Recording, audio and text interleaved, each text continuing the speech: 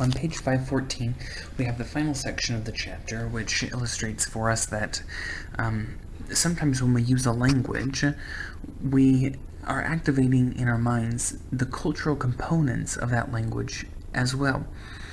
For instance, one study performed, or one experimenter used the prisoner's dilemma game for participants using either English or Mandarin.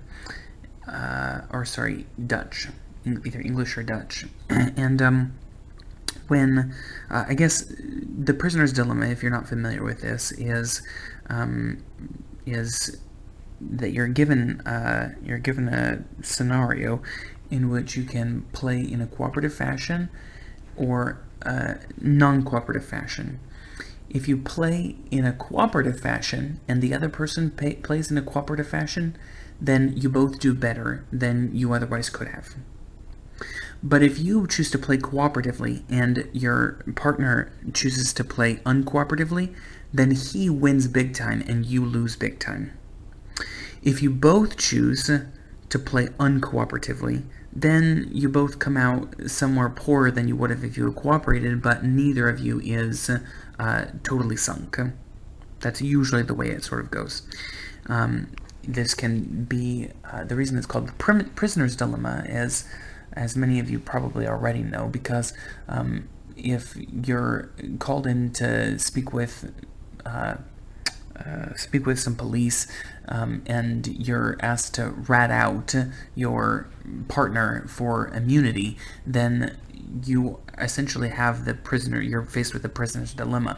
If you and your partner are both brought into the police station and you're brought to different rooms and you're both interrogated separately and both of you cooperate and don't say anything about the crime, then you both get off scot-free. But by not saying something, you run the risk that your partner in crime will say something that's incriminating to you, and that you'll go to prison. But if you say something incriminating, you'll go to prison, but for a shorter period of time.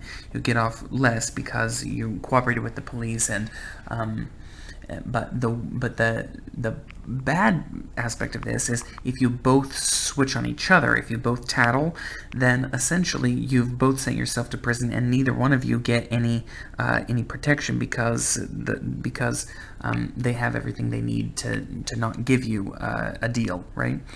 So it's best to cooperate in that situation, but you're taking an enormous risk by cooperating because you may get sent to prison for a very long time if your partner switches on you and you thought that he would cooperate. So that's the prisoner's dilemma.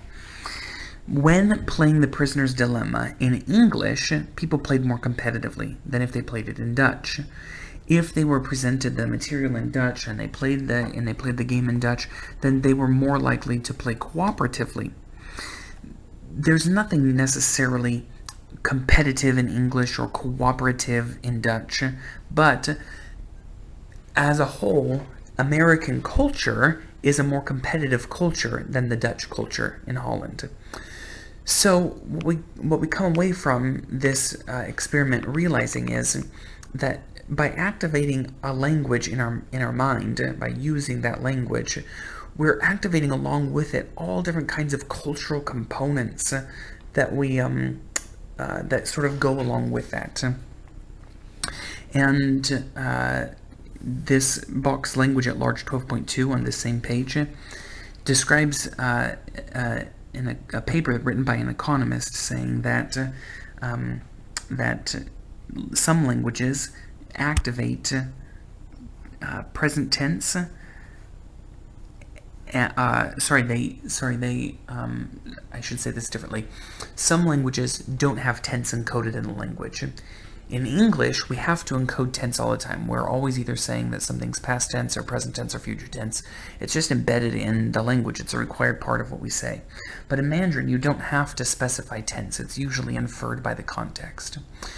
In languages that don't have tense built in, the cultures that use these languages are more likely to prepare for the future and to save for retirement, and they're more likely to be thin and things like that. The reason for that, this economist proposed, was because if you don't specify, if you don't like embed in your language a difference between present tense and future tense, then you're essentially treating the present the same as you're treating the future. Essentially, in any given moment, you can't think of the present as if it's different than the future. So you're more likely to treat yourself now as you'd like to be treated in the future. So you're more likely to eat healthy now so that you can keep yourself healthy in the future. You're more likely to save money now so that you can be wealthy in the future. Things like that. But the counter-argument that the author of our text proposes is that while this may be true, it's impossible. The research hasn't been done, and she proposes some research study that might be able to contradict this or even support it. But it's a little premature to say that that the language itself can make us perceive such a drastic difference in the time perception of our culture.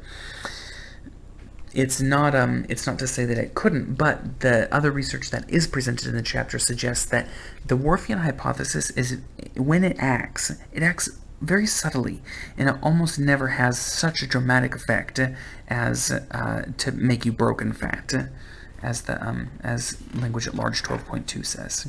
And that, my friends, is the material from this chapter.